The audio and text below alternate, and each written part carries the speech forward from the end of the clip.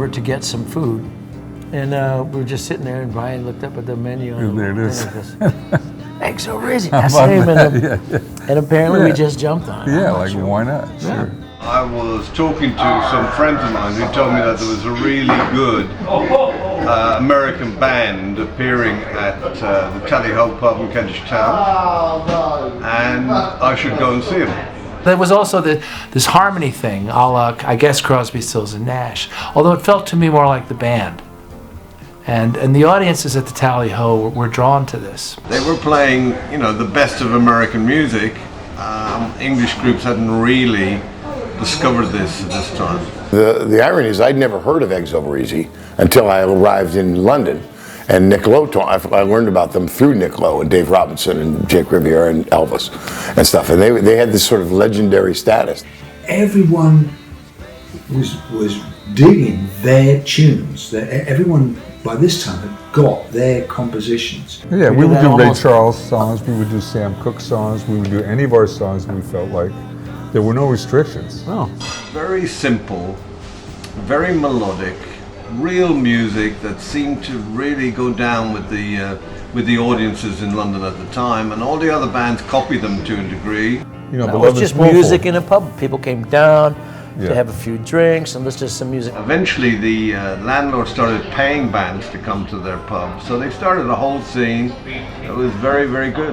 The Eggs were the first pub rock band, period. Funny you should ask about the Tally Ho. What was it like? I don't know, I don't remember. It was beautiful. It was such a mixture of people.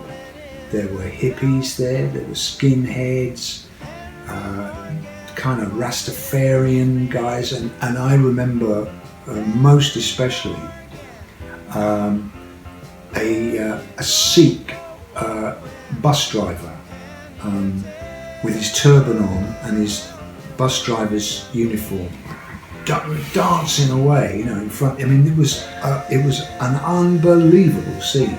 Eventually there was about 30 pubs putting on shows by the up-and-coming bands who were following the lead that the Eggs had made, and so Eggs Over Easy really started the idea of pub rock. It was absolutely jammed. You couldn't have got anyone else in, but no one minded. You know, everyone was. It was such a great vibe. They were hanging off the ceiling, you know, standing up, all singing these songs as if they were hits, as if they were big hits. And there was this fantastic feeling that you were in on something. It was extraordinary, you know.